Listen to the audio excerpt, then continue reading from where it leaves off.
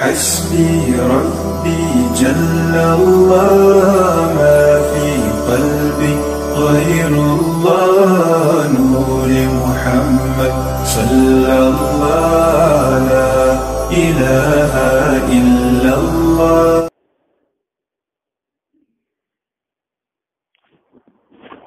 بسم الله الرحمن الرحيم.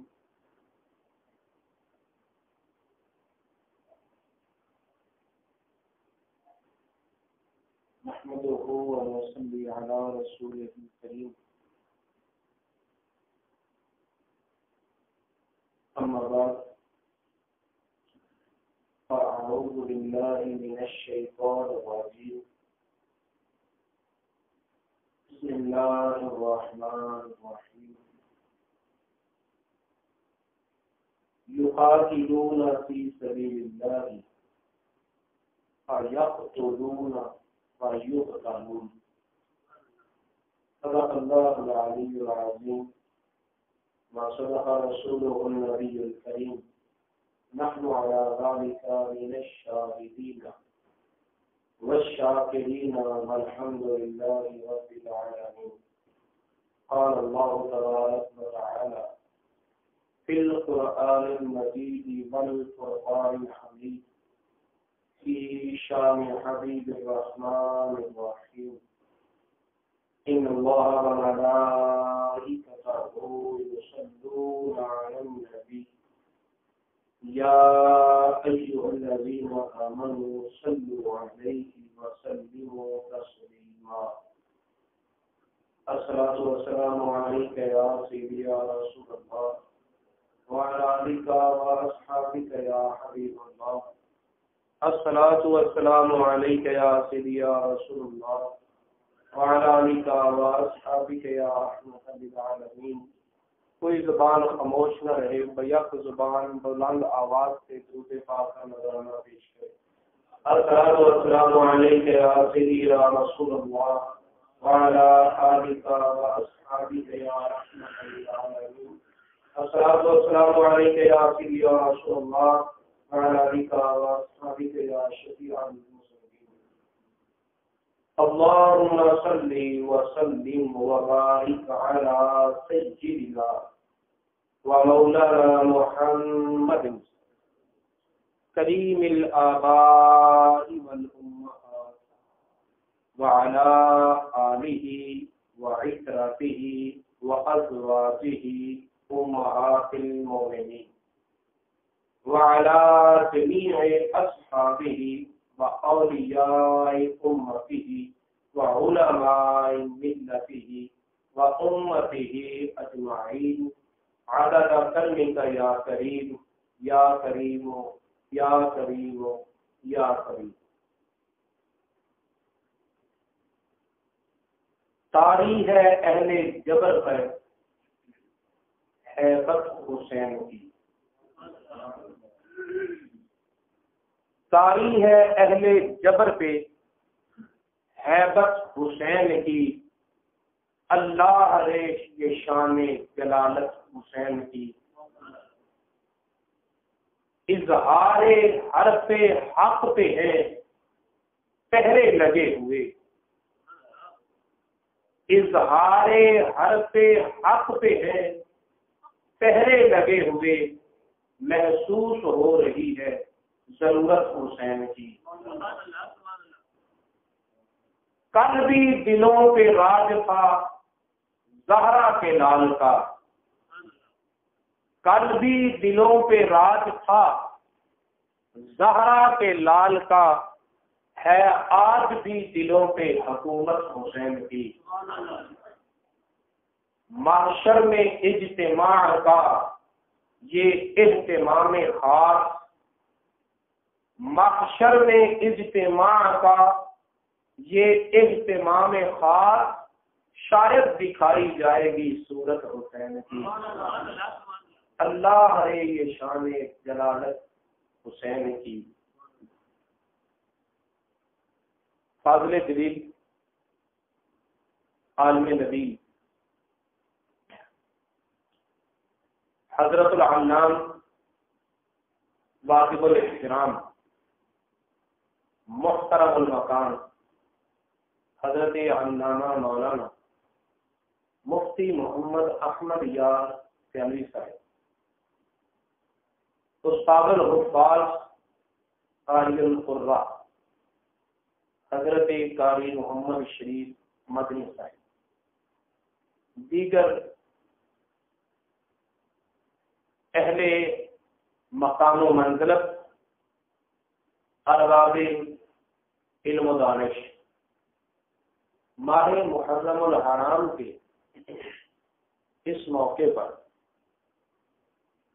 اللہ رب العزت کے فضل و کرم سے اللہ رب العزت کے گھر میں اللہ کے پیاروں کے ذکر کا موقع ملا۔ آپ سے یہ گزارش کروں گا، غور سے دیکھو، ٹکٹکی باندھ کے دیکھو، پلک بھی نہ چھوڑو قبلہ مفتی صاحب کو، کیونکہ علماء کے چہروں کی زیارت کی بات ہے۔ مجھے تو آپ کی زبانوں کی حرکت چاہیے، ایسے نہیں، جتنے غور سے دیکھتے ہیں اتنا زور سے بولے، بولے حضرات گرامی قدر، مسلمان مرد ہو یا عورت، نماز فرض ہے۔ ہر حال میں، حال کے مطابق،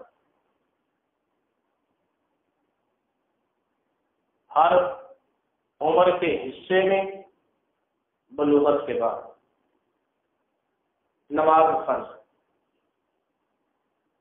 کوئی پڑھے یا نہ پڑھے لیکن پڑھنا فرض ہے۔ ہم بھی بڑے عجیب طرح کے لوگ ہیں، ہر وقت یہی کہتے ہیں اللہ تو ہماری مانتا ہی نہیں، مولوی صاحب دعا کرو، مولوی صاحب سے آپ بھی دعا کرو، ہماری کون سی دعائیں، ہماری کب وہ سنتا ہے، ہماری تو وہ مانتا ہی نہیں۔ اور یہ بھی غور نہیں کرتے کہ ماننا کس کی ذمہ داری ہے۔ ایک عام ملازم ہے پولیس والا، اس کے اوپر ایک SHO ہے، مثال کے طور پر کہہ رہا ہوں۔ اب ملازم کی ذمہ داری ہے SHO کی مانے یا SHO پہ لازم ہے ملازم کی مانے؟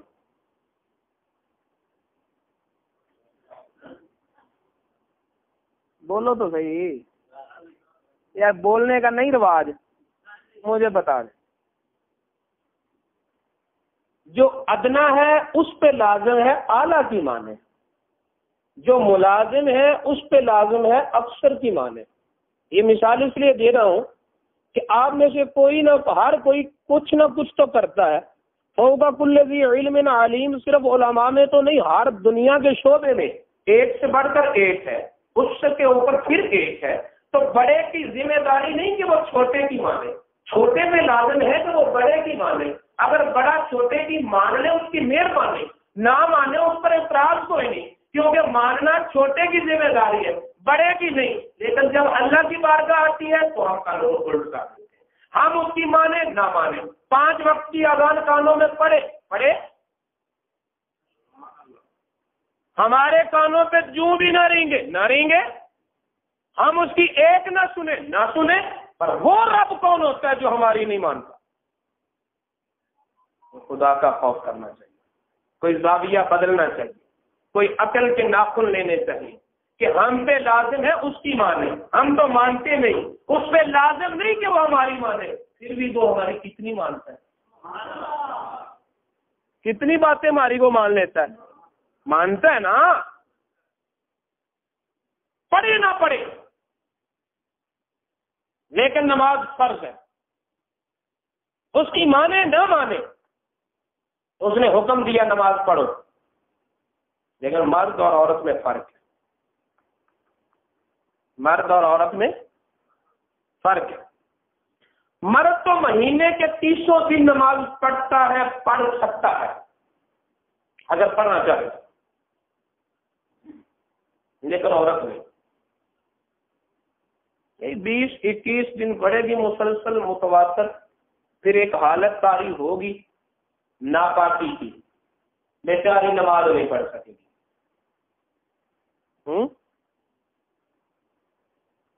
کوئی جھونپڑی میں رہنے والی خاتون ہو تب، محلات میں بسنے والی ہو تب، وقتی عابدہ ہو، زاہدہ ہو، فاضلہ ہو، عالمہ ہو، رابعہ بصریہ ہی کیوں نہ ہو، مہینے کے 300 دن مسلسل متواتر نماز نہیں پڑھ سکتی. اس کے بدن سے جاری ہونے والا خون نماز سے روکتا ہے. لیکن احساس کمتری کا شکار بھی نہ ہو، کیونکہ وہ خون انسانی نسل کی بقا کے لیے بڑا اہم ہے. غیر حاملہ عورت کے بدن سے بہنے والا لہو حمل کے دنوں میں نہیں آتا، منتقل کر دیا جاتا ہے رحم کی طرف، بطن کی طرف. اسی سے انسانی اعضاء بنتے ہیں، جسم بنتا ہے، گوشت بنتا ہے، ہاتھ بنتے ہیں، پاؤں بنتے ہیں. انسانی نسل کے تحفظ کے لیے وہ خون بہت اہم ہے، وہ خون بہت ضروری ہے. یہی وجہ ہے کہ جب بچہ پیدا ہوتا ہے تو اس رابطے کو کاٹا جاتا ہے جس رابطے سے اسے خوراک مل رہی ہوتی ہے، کیونکہ اس کے نشو و نما اس خون سے ہوتی ہے جو ہر ماہ بدن سے جاری ہوتا ہے اور ضرور ہوتا ہے. جس عورت کے وجود میں وہ اضافی خون نہ ہو اسے بانجھ تصور کیا جاتا ہے، اور انسانی نسل کی بقا اس سے متصور نہیں ہو سکتی.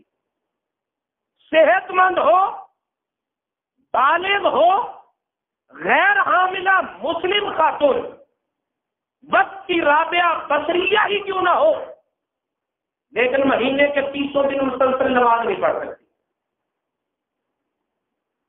مشرق میں رہنے والی ہو تب، مغرب میں رہنے والی ہو تب، پاکستان میں رہنے والی ہو تب، لندن میں رہنے والی ہو تب، امریکہ میں رہنے والی ہو تب، پوری دنیا کے انسانوں کا یہی اصول ہے. لیکن اسی زمین کے اوپر، اسی آسمان کے نیچے ایک خاتون وہ بھی گزری جو مہینے کے 300 دن بلا ناغہ نماز پڑھتی تھی.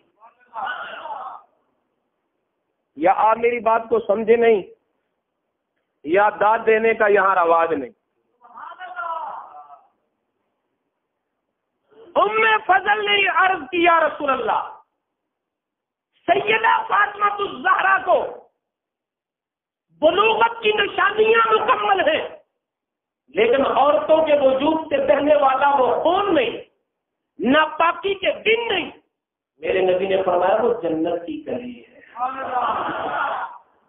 وہ جنت کی کلی ہے، وہ طہارتوں اور پاکیزگیوں اور عفتوں کا گہوارہ ہے.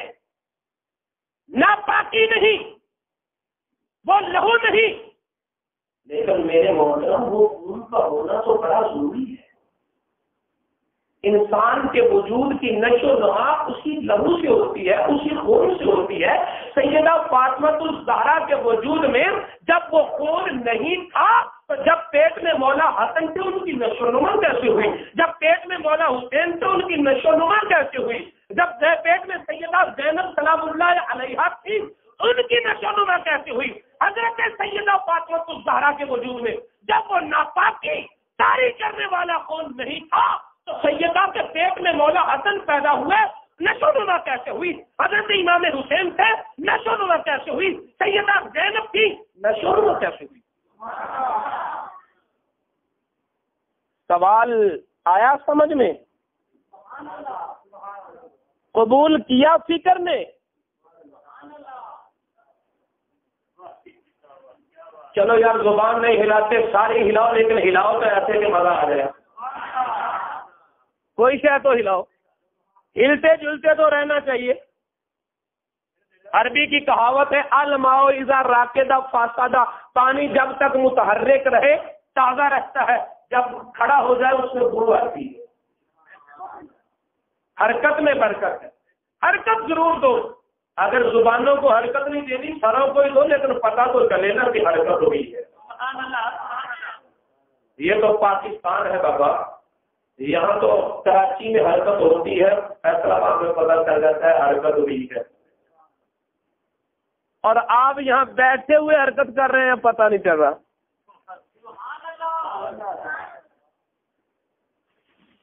خون کا ہونا بڑا ضروری ہے۔ سیدہ کے وجود میں وہ لہو نہیں تھا، حضرت امام حسن کیسے پیدا ہوئے، حضرت امام حسین کیسے پیدا ہوئے، سوال لو، تمام مکاتب فکر سے جا کر پوچھو، وہ کیا جواب دیں گے؟ جن کی نگاہ نے نبی کی بشریت کے آگے کچھ نہیں دیکھا، جواب دیا تو بریلی کے تاجدار نے چٹائی پہ بیٹھ کے کہا یا رسول اللہ ہمیں فکر کرنے کی کیا ضرورت ہے، ہمیں سوچنے کی کیا ضرورت ہے، تکبر کی کیا ضرورت ہے، تفکر کی کیا ضرورت ہے، ادھر ادھر الجھنے کی کیا ضرورت ہے؟ ہمارا تو عقیدہ ہے تیری نسل پاک میں ہے بچہ بچہ نور کا، تو ہے اے نور تیرا سب گھرانہ نور کا۔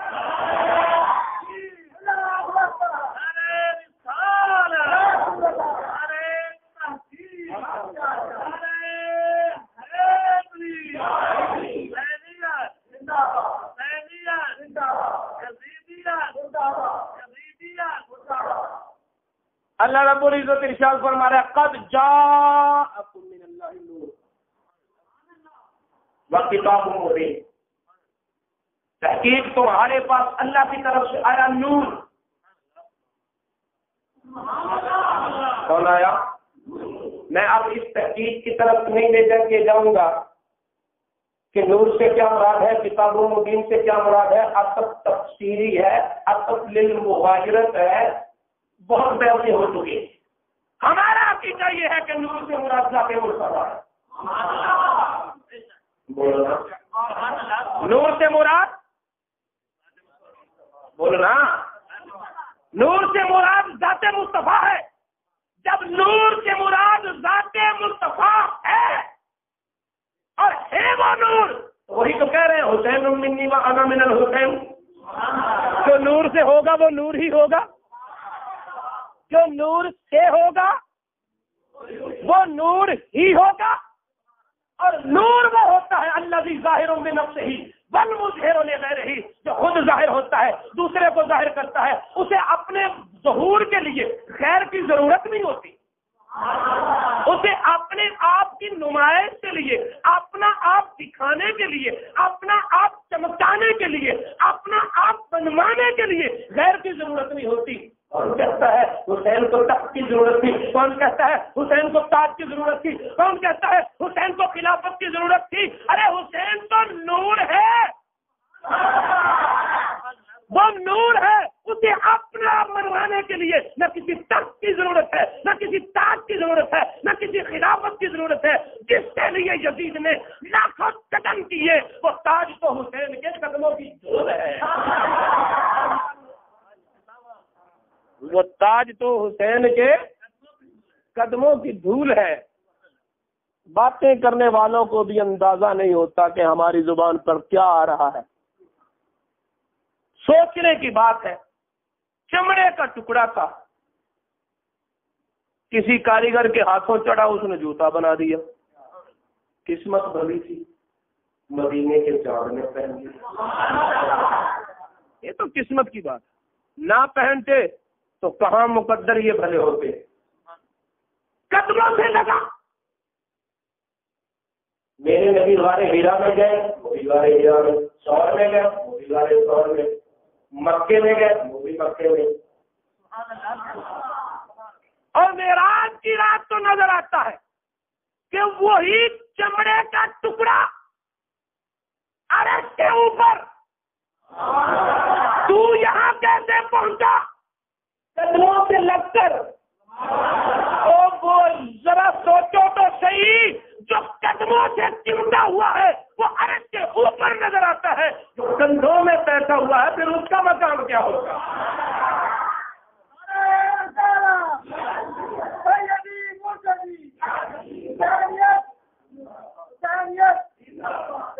قدموں سے چمٹا تو عرش پہ پہنچا، کندھوں پہ بیٹھا ہے، پھر اس کا مقام کیا ہوگا؟ حسین مجھ سے ہے، بولو نا، میں حسین سے ہوں۔ حضرت سیدہ عائشہ صدیقہ رضی اللہ تعالی عنہا کی بارگاہ میں حضرات صحابہ کرام حاضر ہوئے، عرض کی ما خلقہ، نبی کا خلق کیا ہے؟ اللہ فرماتا ہے انک لعلی خلق عظیم، خلق کیا ہے؟ فرمایا کانا خلقہ القرآن، نبی کی صفات، نبی کی عظمتیں، نبی کے مقامات کو اگر دیکھنا ہے قرآن کو دیکھو۔ کتنا جامع جواب تھا۔ صحابہ کے سوال کا مطلب یہ تھا کہ نبی کی ایسی تعریف کرو ایک جملے میں پوری عظمت کا نقص پیش ہو جائے۔ سیدہ عائشہ نے ایک ہی جملہ بولا، تمام تفاسیر کو جمع کر دیا، دریا کو کوزے میں بند کر دیا، آپ غور نہیں کرتے قرآن کو؟ بولو کیسے غور کریں قرآن میں؟ ایک لمحے کے لیے غور کاری نہ لیں قرآن میں۔ قرآن پاک کا ایک وہ حصہ ہے جس کو ہم کہتے ہیں آیات حروف مقطعات، ایک وہ حصہ ہے جسے کہتے ہیں آیات متشابہات، ایک وہ حصہ ہے جسے کہتے ہیں آیات محکمات۔ آیات محکمات مطلب سمجھ آتا ہے، آیات متشابہات ظاہری معنی تو سمجھ آتا ہے لیکن مطلب سمجھ نہیں آتا۔ حروف مقطعات معنی بھی سمجھ میں نہیں آتا۔ تین قسمیں، پھر سنو، حروف مقطعات معنی بھی پتہ نہیں ہے، آیات متشابہات معنی کا تو پتہ ہے لیکن مطلب کا پتہ نہیں ہے، آیات محکمات مطلب کا بھی پتہ ہے، معنی کا بھی پتہ ہے۔ بات سمجھ آئی؟ تو جس کا معنی نہیں آتا اسے چھوڑ نہ دے، بولو، جس کا معنی بھی پتہ نہیں چلتا، مطلب بھی پتہ نہیں چلتا، چھوڑ نہ دے، فائدہ کیا اس کا؟ نہیں چھوڑو گے بے ایمان ہو جاؤ گے، چھوڑو گے تو چھوڑنا نہیں، ماننا ہے، مانا سمجھ آئے پھر بھی ماننا ہے، نہ آئے پھر بھی ماننا ہے، مطلب کا پتہ چلے پھر بھی ماننا ہے، نہ چلے پھر بھی ماننا ہے۔ تو یوں نہ کہو کہ قرآن کو دیکھو، سمجھ آئے تو بھی ماننا لازم، نہ سمجھ آئے تو بھی ماننا لازم۔ فرمایا یہی حال ذات مصطفیٰ کا ہے، اگر کسی پہلو پر عقل کام کر جائے ماننا تب بھی لازم ہے، سمجھ نہ آئے ماننا تب بھی لازم ہے۔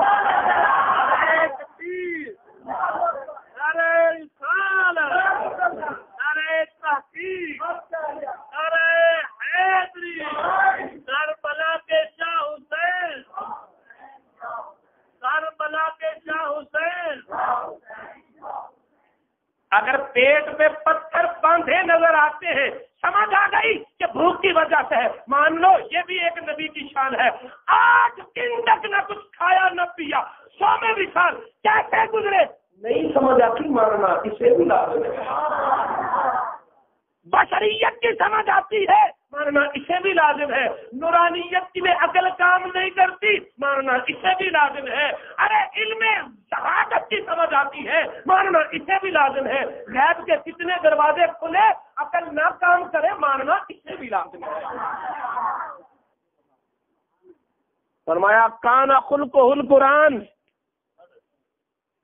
نبی کا اخلاق قرآن ہے، سمجھ آئے مان اسے بھی لو، نہ سمجھ آئے مان لو۔ اگر قسمت بھلی ہوئی تو کبھی سمجھ آ جائے گی، نہیں تو منکر تو نہیں بنو گے نا۔ وہ نبی جس کی عظمت کے دو پہلو انسانی عقل کی اپروچ میں ہے، انسانی عقل کی اپروچ سے ماورا ہے، وہی نبی کہہ رہا ہے حسین منی و انا من الحسین، حسین بھی مجھ سے ہے، حسین مجھ سے ہے۔ پتہ چلا حسین کو بھی اپنی عقل پہ سمجھنے اور پرکھنے کی کوشش نہ کرو، عقل میں آ جائے تب بھی مان لو، عقل سے ماورا ہو تب بھی مان لو۔ ابھی تک الجھے ہوئے ہیں مدینہ سے کیسے چلے، مکہ کیوں پہنچے، مکہ سے کیوں چلے، کربلا اور کوفہ کی طرف آنے کی ضرورت کیا تھی؟ ارے جب حضرت عبداللہ بن زبیر موجود ہے، حضرت عبداللہ بن عباس موجود ہے، حضرت ابو سعید الخدری موجود ہے، حضرت زید بن ارقم موجود ہے، اگر اتنے بڑے صحابی موجود ہیں وہ اقدام نہیں کر رہے، امام حسین نے اقدام کیا۔ ارے سمجھ آئے یا نہ آئے، مان لو کہ جس نبی نے کہا ہے نا کہ میرا حسین ہے، حسین مجھ سے ہے، حسین مجھ سے ہے، جیسے میں سارے کا سارا تمہاری عقل میں نہیں آتا، اسی طرح میرا حسین سارے کا سارا تمہاری عقل میں نہیں آتا۔ حسین کو ماننا اور اپنی عقل سے، حسین مجھ سے ہے، حسین کیسی بات ہے۔ ہجرت کی رات ہے،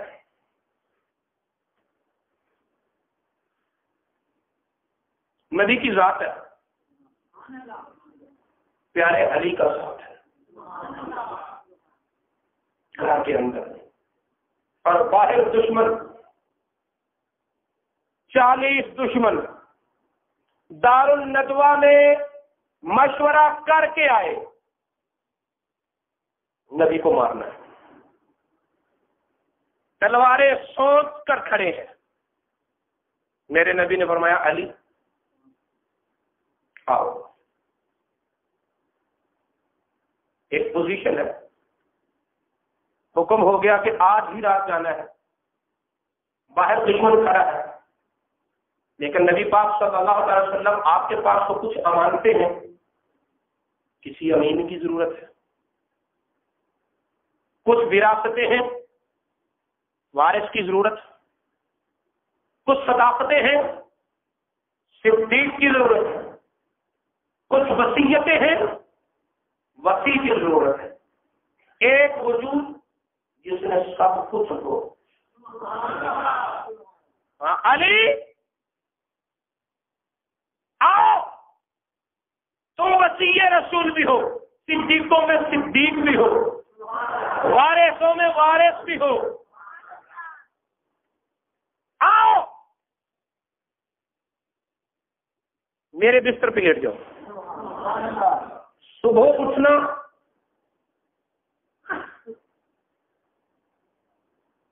امانتیں جن جن کی ہیں ان کو دینا، یہ انتظام کون کر رہا ہے؟ بولو کون کر رہا ہے؟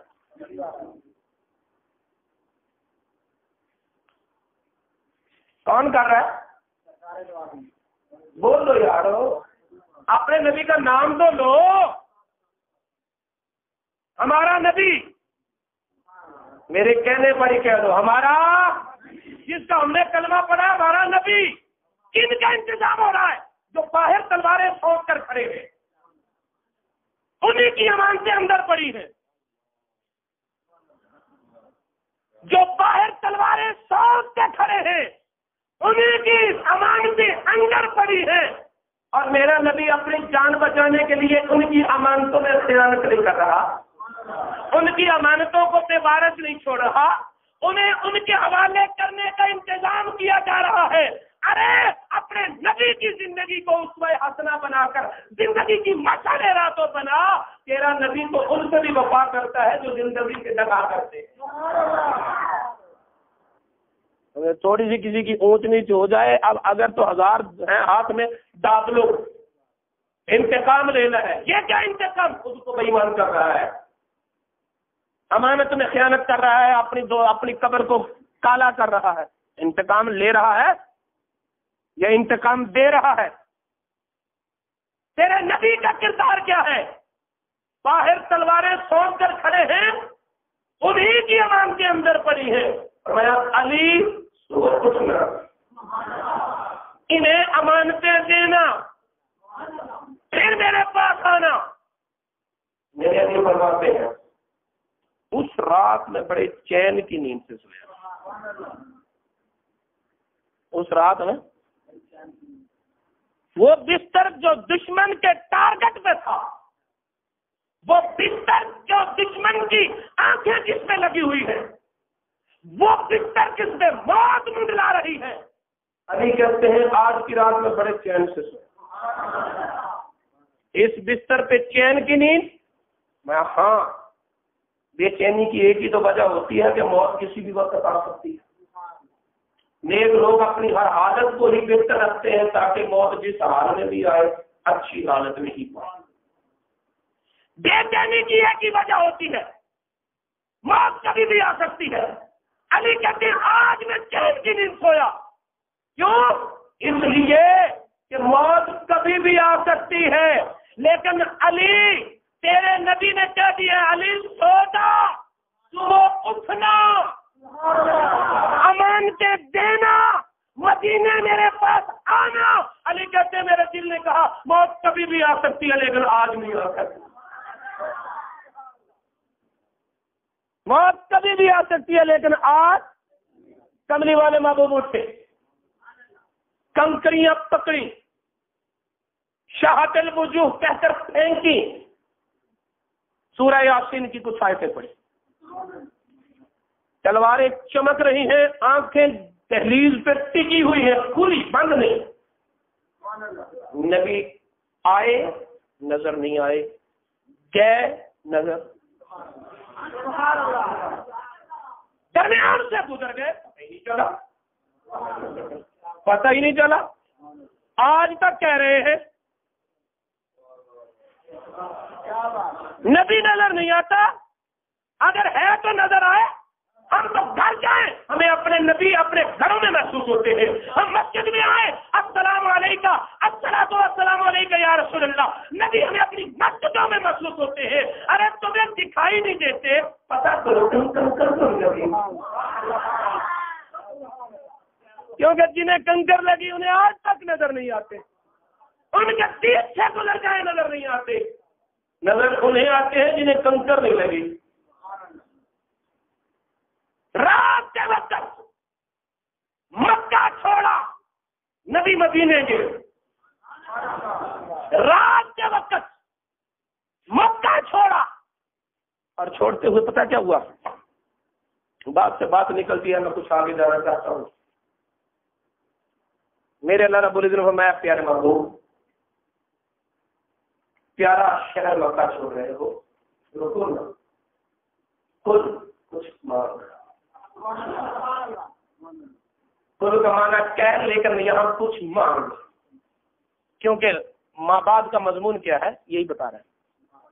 رب ادخلنی مدخل صدق واخرجنی مخرج صدق، مولا میں جاؤں تو صدق کے ساتھ ہوں، نکلوں تو صدق کے ساتھ۔ لفظی محاورہ ترجمہ نہیں کر رہا، میں اپنے موضوع کے مطابق جملے بول رہا ہوں۔ رب ادخلنی مدخل صدق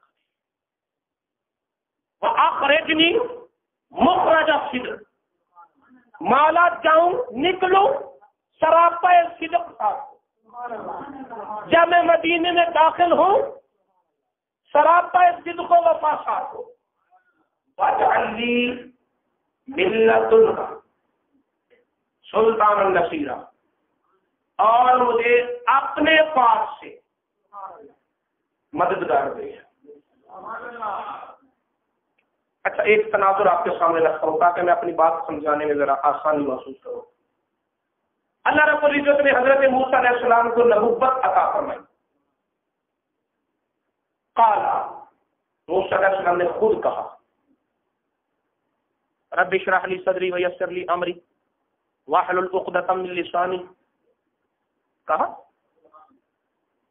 آگے واجعل لی یفقہوا قولی واجعل لی وزیرا من اہلی، یا اللہ میرا ایک مددگار بھی دے، یا اللہ مجھے ایک میرا، اللہ نے کہا دیا، میں نے ساری بات چھوڑی، مجھے وزیر مددگار، نصیر مددگار، وزیر وزرن سے، وزرن کا معنی بوجھ، وزیر بوجھ اٹھانے والا، مددگاری ہوا نا. نصیر نصرت سے، مدد کرنے والا. یا اللہ مجھے مددگار دے. اللہ نے کہا دیا، اور میں دینا تو ہے، میں نے اہلی مجھے اپنے گھر سے ہی دے دے. دیا تجھے تیرے گھر سے ہی دیا. یا اللہ میرے گھر سے ہی دینا. ہارون اخی، بھائی ہارون کو دے دے، بھائی ہارون ہی دے دے. اللہ تعالیٰ نے ہوا ٹھیک ہے دیا. کالا خود کہا مددگار دے، دیا. میں نے اہلی میرے گھر سے دے، تیرے گھر سے لیا. ہارون اخی، بھائی ہارون کو ہی دے دے. تو میں چلو ہارون کو ہی بنایا.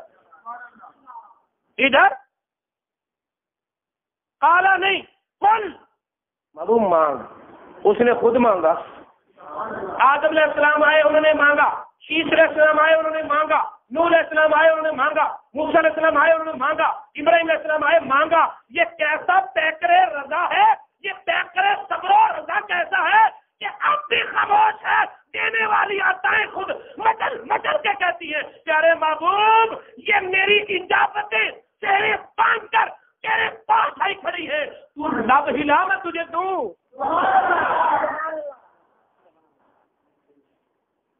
یا اللہ کیا مانگوں؟ مددگار مانگو. پھر مانگا میرے نبی نے، یا اللہ واجعل لی سلطان النصیرہ، واجعل لی من لدنک سلطان النصیرہ. مولا مجھے دے، مددگار دے. میرے گھر سے نہیں، اپنے گھر سے دے. کہاں سے دے؟ کہاں سے دے؟ ارے بولو کہاں سے دے؟ میرے اللہ نے علی کو اسی لیے تو کعبے میں پیدا کیا تھا. میرے نبی نے کہنا ہے اپنے گھر سے دے، تو علی دیا، اپنے گھر سے دیا.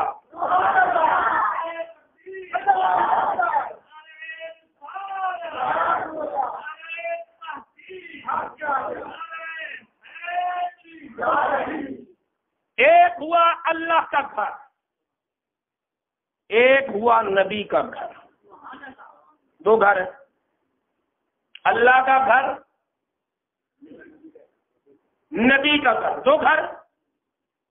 اللہ کا گھر کائنات کا مرکز، نبی کا گھر ایمان کا مرکز. اللہ کا گھر کائنات کا مرکز، کیونکہ خانہ کعبہ جو ہے وہ عین وسط زمین میں ہے. جب سب سے پہلے زمین کی تخلیق شروع ہوئی تھی تو یہیں سے ہوئی تھی. اور اب بھی اگر خط استوا سے سورج گزرتا ہے تو وہ بیت اللہ ہی ہے. اللہ کا گھر کائنات کا مرکز، نبی کا گھر ایمان کا مرکز. میرے اللہ نے ایک جوہر لیا کائنات کے مرکز سے، ایک جوہر لیا ایمان کے مرکز سے، اور دونوں جوہروں کو ملایا بنا حسن و حسین. اگر کسی کو کائنات کا مرکز دیکھنا ہو تو بھی حسین کو دیکھے، ایمان کا مرکز دیکھنا ہو تو بھی حسین کو دیکھے. نبی مکے سے نکلے رات کی تاریکی میں، نبی مکے سے نکلے رات کی تاریکی میں، مدینہ میں پہنچے دن کے اجالے میں. تاریخ نے کیسی کروٹ کھائی. حسین مکے سے مدینے سے نکلے رات کی تاریکی میں، مکہ میں پہنچے دن کے اجالے میں. حسین منی وانا من الحسین، حسین مجھ سے ہے اور میں. بات سمجھ آئی؟ نبی مکے سے نکلے رات کی تاریکی میں، مدینہ میں داخل ہوئے دن کے اجالے میں. حسین مدینے سے نکلا رات کی تاریکی میں، مکے میں داخل ہوا دن کے اجالے میں. حسین مجھ سے ہے اور میں حسین سے. اگر یہ بھی نہیں سمجھ آئی تو چلو دوسرے اینگل سے دیکھو. میرے نبی مدینہ منورہ میں نہیں پہنچے تھے ابھی، تو مدینہ کو مدینہ بھی نہیں کہا جاتا تھا، نہ منورہ ہی کہا جاتا تھا. طیبہ بھی نہیں کہا جاتا تھا، طابہ بھی نہیں کہا جاتا تھا، یثرب. بیماریوں کا گھر، رہنے والے تو رہ رہے تھے، جو وہاں کے نہیں تھے وہاں رہتے بھی نہیں تھے۔ آب و ہوا ایسی مقدر تھی، اب نہیں ہے۔ آپ کی آمد سے پہلے جو جاتا بیمار ہو جاتا، فضا میں ایسے جراثیم تھے، بیماریاں تھیں، یثرب کہا جاتا تھا، میرے نبی وہیں گئے۔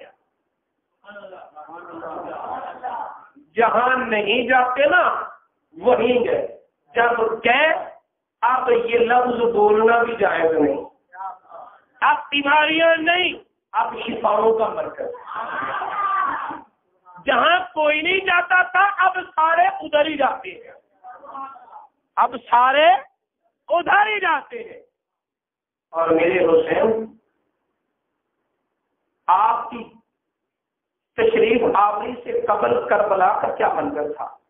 ایسا تپتا ہوا صحرا، ایسا خوفناک اور ہیبت ناک منظر کہ جنگل کے جانور بھی دن کے اجالے میں ان کا رخ کرتے ہوئے گھبرائے، مسافر راستہ بھول کر بھی اس طرف کو نہ جائیں۔ اور جاتا کربلا میں، کون رہتا کربلا میں؟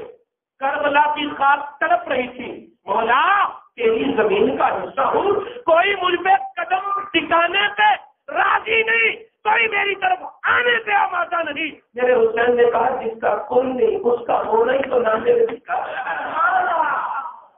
کربلا آج تجھے کوئی نہیں پوچھتا، میں آؤں گا، اپنا خون بہاؤں گا، اگر کائنات تیری خاک کو اپنی آنکھوں کا سرما نہ بنائے تو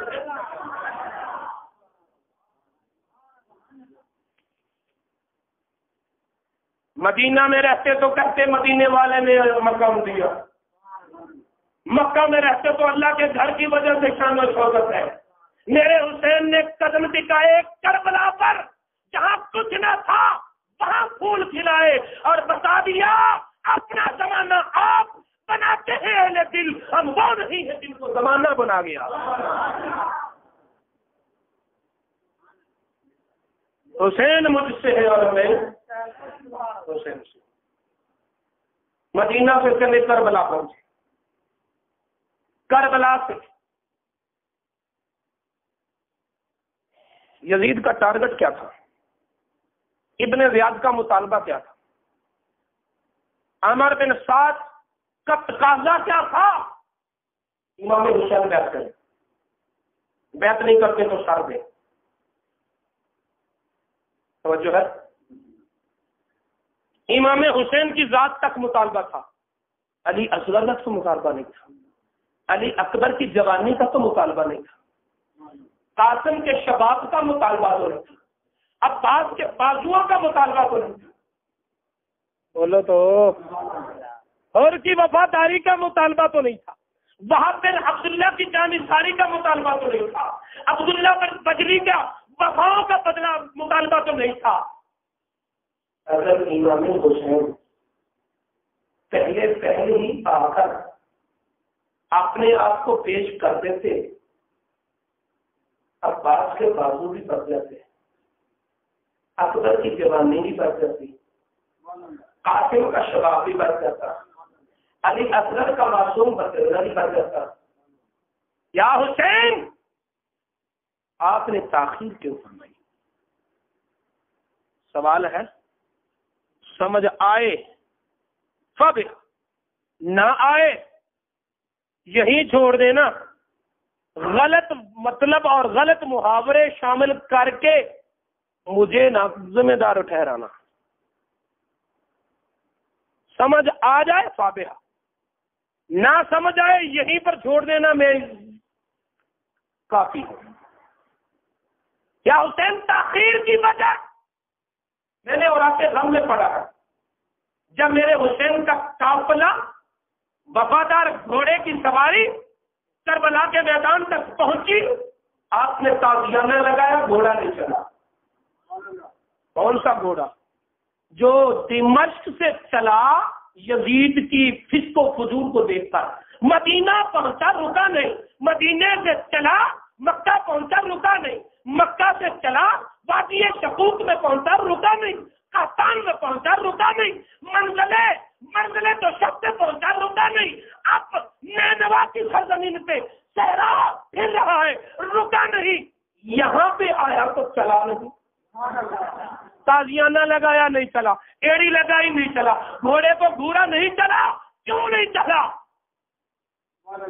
رات قیام کیا، خواب میں نانا جان ملے، فرمایا بیٹا حسین یہی ہے مشہد، یہی ہے کربلا، یہی بہے گا میرے نواسے کا خون، وعدہ کرتا ہوں جس کے ہاتھ تیرے لہو سے رنگے ہوں گے میں اس کی شفاعت نہیں کروں گا، جس کے ہاتھ تیرے لہو سے رنگے ہوں گے میں اس کی شفاعت، بولو تو صحیح ہے، جس کے ہاتھ تیرے لہو سے رنگے ہوں گے میں اس کی شفاعت نہیں کروں گا۔ یزیدی دیکھ رہے تھے حسین بیٹھ کر یا میدان میں آ، اور جس کی جان لینے کے لیے یہ للکار رہے تھے انہیں جہنم سے بچانے کے لیے یہ تاخیر کر رہے ہیں، انہیں جہنم سے بچانے کے لیے یہ، کیونکہ نانے نے کہہ دیا میں ان کی شفاعت نہیں کروں گا۔ میرے حسین کی نکاح اس وعدے پہ تھی، ارے تم بے ایمان بن چکے ہو، حق درم بن چکے ہو، یہ لو علی اکبر کی جوانی لے کر اگر تمہارے حاصل تمہارے غصے اترتے ہیں لے لو، میں تمہاری شفاعت کر دوں گا، قاسم کا شباب لے کر اگر جی بھرتا ہے لے لو، میں تمہاری شفاعت کر دوں گا، اور ان کے وفاداری لے کر اگر تمہارے غصے اترتے ہیں اتار لو، میں تمہاری شفاعت کر دوں گا، لیکن میرے تک جلدی نہ کرو، اس لیے کہ میرے قتل سے تم دوزخ میں جاؤ گے۔ حسین انہیں بچانے کے لیے، لیکن جب جتنے مواقع دینے سے دے چکے، جتنی مہلتیں دینا بھی دے چکے، جتنے ڈر سنانے سے سنا چکے، جتنے خطاب کرنے سے کر چکے، دیکھا کہ یہ شقی القلب بدبخت ٹلنے کے نہیں، ان کے دلوں پر مہر لگ چکی، تو میرا امام خیمے میں آیا، صندوق کو کھولا، نانا جان کا امامہ سر پہ سجایا، پاپا جان کی ظلم کارے حیدری ہاتھ میں سجائی، گھوڑے پہ بیٹھا، گھوڑے کو ناز ہے مجھ پر امام کو فخر ہے گھوڑا وفادار ہے۔ جب حیدری کچھار کا شیر نر بسر کر میدان میں آیا، کب لگتا تھا کہ تنہا حسین کے ہاتھ میں اکیلی تلوار ہے، بلکہ یوں لگتا تھا جیسے آسمان کی ساری بجلیاں اس تلوار میں سما گئی ہو، ایسے لگتا تھا جیسے ستاروں کی چمک ظلمکار کی دھار میں آ گئی ہو، ایسے لگتا تھا جیسے آدم کے ہاتھ دعا کے لیے اٹھ گئے ہوں، ایسے لگتا تھا جیسے نوح کی کشتی نجات کا رخ دیکھ رہی ہو، ایسے لگتا تھا جیسے دریائے نیل میں فرعون غرق ہو رہا ہو، یزیدی تباہ ہو رہے تھے، ایسے لگتا تھا جیسے بازوئے حیدر میں، جیسے بازوئے حسین میں حیدر کرار کا بازو سما گیا ہو، ایسے لگتا تھا جیسے فاطمہ الزہرا کا خون حسین کی رگوں میں تازہ خون بن گیا،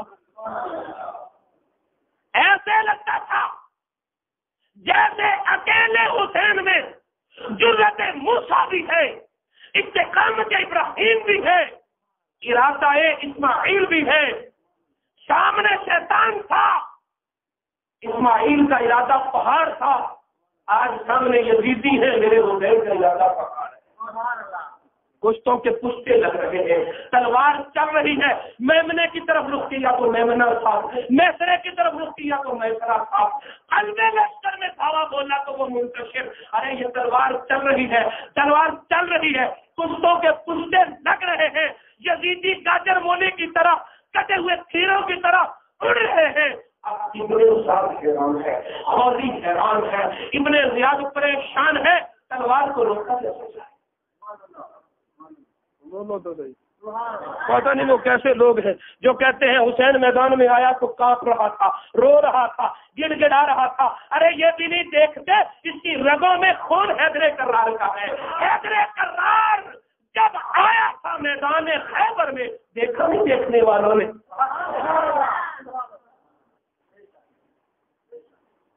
یہ کیا ہوا جی؟ وہ تو آئے تھے تو شہید ہو گئے، وہ تو آئے تھے وہ تو شہید ہو گئے، وہ تو کٹ گئے، ان کے جسم پر تو گھوڑے دوڑائے گئے۔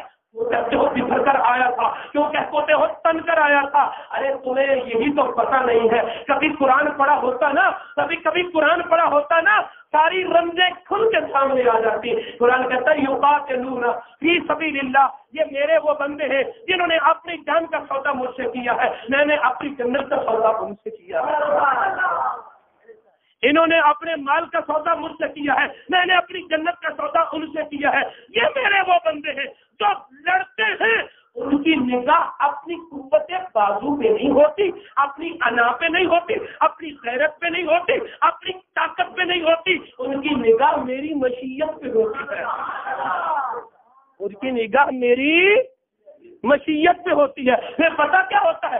یا قتلون، کبھی قتل کرتے ہیں، وہ یقتلون، کبھی قتل ہوتے ہیں، میری مشیت کو دیکھتے ہیں۔ جب میں چاہوں قتل کرو قتل کرتے ہیں، جب چاہوں قتل ہو جاؤ قتل ہوتے ہیں۔ پتہ کیسے چلے گا؟ فرمایا اگر پریکٹیکل دیکھنا ہے نا تو یقتلون کی تصویر کو، یقتلون کی تفسیر کو خیبر میں دیکھ لو، علی نے مرحب کو کیسے مارا تھا، اور یقتلون کی تفسیر کو کربلا میں حسین کو دیکھو۔ میری مشیت کو دیکھتے ہیں، نگاہ میری مشیت پہ ہے۔ جب میں چاہوں قتل کرتے ہیں، جب میں چاہوں قتل ہوتے ہیں، جو میں چاہوں وہ چاہتے ہیں۔ فرمایا یہ نہ دیکھو کیا یا ہوا، یہ دیکھو اس شیر کا بیٹا ہے خیبر میں قلعے کا دروازہ، آپ کے گھر کا دروازہ آپ کے قد سے چھوٹا ہوتا ہے بڑا ہوتا ہے، جو قلعے کا دروازہ ہوگا، بولو نا، کہتے ہیں 40 ہاتھ لمبا تھا، ایک پلڑا 20 ہاتھ چوڑا تھا۔ جب میرے علی نے گرایا تو اٹھانے والے 40 مل کر اٹھا سکے، 39 بھی نہیں۔ علی نے دروازہ خیبر کا کیوں تھاما ہاتھ میں؟ ڈھال ٹوٹ گئی تھی، بطور ڈھال ان لڑنے والے کے قد سے چھوٹی ہوتی ہے بڑی ہوتی ہے؟ ڈھال لڑنے والے کے قد سے کبھی دیکھی ہے؟ ڈھال چھوٹی ہوتی ہے، چھوٹی ہوتی ہے، کدے انسانی سے چھوٹی ہوتی ہے، ڈھال چھوٹی ہوتی ہے۔ اور میں نے تو سنا ہے مولا علی کا قد سارے صحابہ میں سے چھوٹا تھا، قد بھی چھوٹا، دروازہ اتنا بڑا، پکڑا ڈھال کی طرح۔ خیبر میں علی کا قد کتنا ہوگا؟ جس کے قد کے سامنے خیبر کے قلعے کا 40 ہاتھ لمبا دروازہ ڈھال کی مانند تھا، پھر علی کا قد کتنا ہوگا؟ پھر علی کا قد کتنا ہوگا؟ پتا چلا لوگوں کو دکھانے کے لیے کچھ اور ہے، حقیقت میں کچھ اور ہے، حقیقت اور ہی کچھ ہے، مگر ہم کیا سمجھتے ہیں؟ تو میرے دوستو، اس علی کا بیٹا تھا یہ شیر نر، جب بپھر کر یزیدی بھیڑوں کے سامنے آیا، میمنے سے چلے میسے تک پہنچتے پہنچتے 1000 کا سرکل تھا، تلوار چل رہی ہے، کشتوں کے پشتے لگ رہے ہیں، گاجر مولی کی طرف تک رہے ہیں، ابن سعد حیران، خولی حیران، ابن زیاد پریشان، آپ اس تلوار کو روکا کیسے جائے؟ آپ اس تلوار کا رکنا یزیدی نقطہ نظر کے مطابق بڑا ضروری تھا، ورنہ مورخ لکھتا کہ ایک آدمی نے 22,000 کے لشکر کو شکست دے دی. تلوار کو روکو، تلوار کو روکو. کون روکے اس تلوار کو؟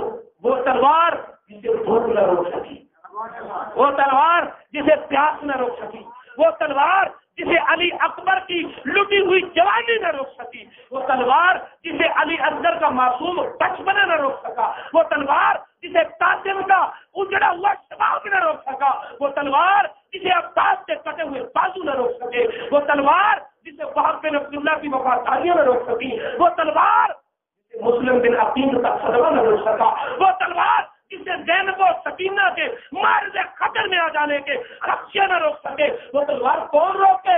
کون روکے؟ کوئی نہ روک سکا. تلوار چلتی رہی، چلتی رہی، کشتوں کے پشتے لگتے رہے، لیکن پھر اچانک تلوار روکے. تلوار رک گئی. اتنا اہم موقع، اتنا نازک مرحلہ، تلوار کا رکنا، امام کی شہادت.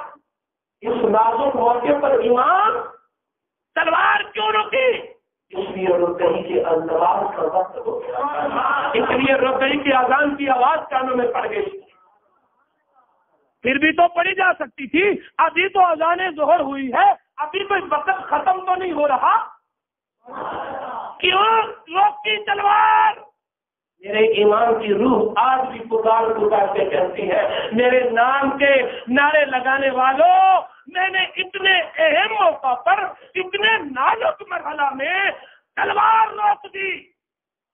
تم نماز کے لیے اپنا کاروبار نہیں روک سکتے، تم نماز کے لیے اپنا کاروبار نہیں روک سکتے، تم نماز کے لیے اپنی گاڑی نہیں روک سکتے، تم نماز کے لیے اپنے ٹی وی کو بند نہیں کر سکتے، تم نماز کے لیے اپنا کھیل نہیں ختم کر سکتے. اگر تم نماز کے لیے نہیں کر سکتے، یا حسین کس منہ سے کہتے ہو؟ بولو نا. میرے حسین نے تو اتنے نازک موقع پر، اتنے اہم مرحلہ میں نماز کے لیے تلوار روک دی جسے کوئی نہ روک سکا. میرے امام نے نماز کے لیے روک دی. یہاں مسجد نہیں، سارا بدن زخموں سے چور، ہر عضو سے لہو بہ رہا ہے. میرے امام تو نے کیسا وضو کیا، کیسا وضو کیا. تلوار روک دی. مسجد تو ہے نہیں. فرمایا تمہاری نظروں سے پی کر ہوا ہوں مست میں، جب سے جہاں رکھ دیتا ہوں پاؤں وہی کھلتے ہیں میں خانے. مسجد نہیں تو کیا ہوا؟ حسین جہاں سجدہ کرے گا وہی مسجد بنے گی، وہی مسجد بنے گی. بنی نہیں بنی کربلا میں مسجد، بنی نہیں بنی مسجد کربلا میں. جہاں رکھ دیتا ہوں پاؤں وہی کھلتے ہیں میں خانے. نماز کے لیے تلوار روک دی. اگر سچے حسینی ہو تو پھر نماز کے لیے اپنا ہر کام روک، پھر نماز کے لیے اپنا ہر کام روک دو. اور اگر تم نماز کے لیے کام نہیں روکتے تو پھر یا حسین کہتے کس منہ سے ہو؟ یا علی، یا علی، یا علی، کہ زندگی بھر علی علی نام لیتے ہیں. یہ نہیں سوچتے علی پیدا ہوا تو کافر ہو، شہید ہوا تو مسجد میں. علی کی زندگی کی پہلی سانس بھی اللہ کے گھر میں، آخری سانس بھی اللہ کے گھر میں. تو علی کو مانتے ہو تو اللہ کے گھر میں رہو. مسجد میں آتے نہیں، مچ پہ بیٹھتے ہیں، کہتے ہیں علی علی. یہ علی کوئی اور ہوگا جو نبی کا ولی ہے، جو رسول کا وصی ہے، جو امیر المومنین ہے.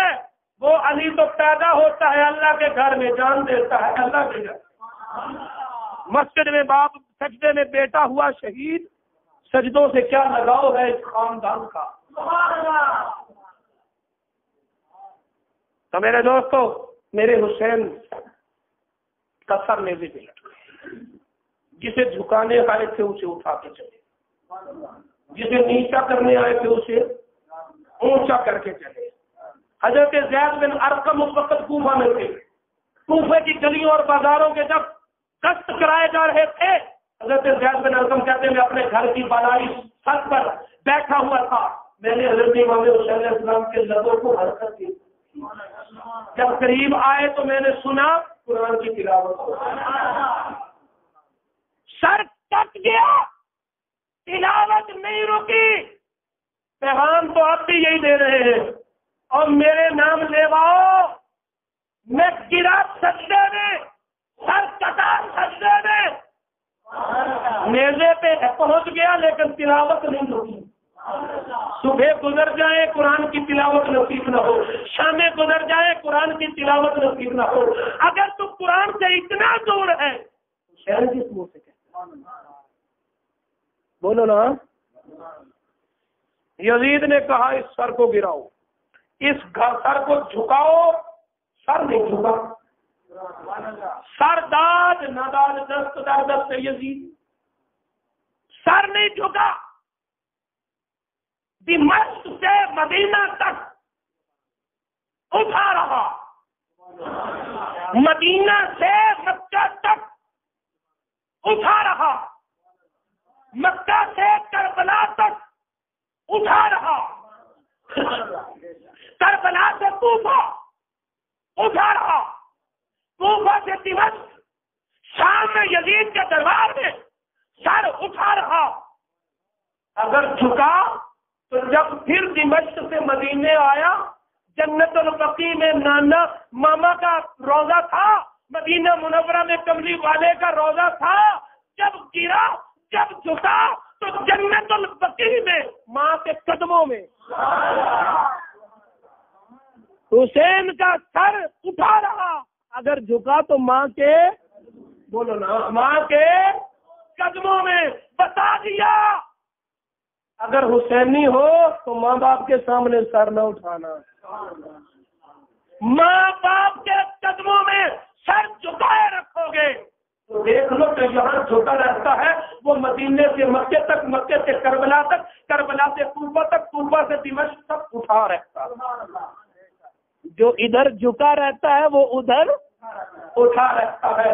تو میرے دوستو، فکر حسین، تعلیمات حسین، پیغام حسین، یہ ذکر حسین کا بنیادی حصہ ہے۔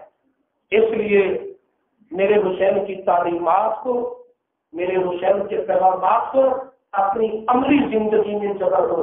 یہ پیغام میں ضرور کرتا ہوں۔ اگر کہو دل میں محبت ہے، محبت دل سے ہوتی ہے نا، مولویوں کی پتا یہ 5 ویڑے اسی ہر ویڑے۔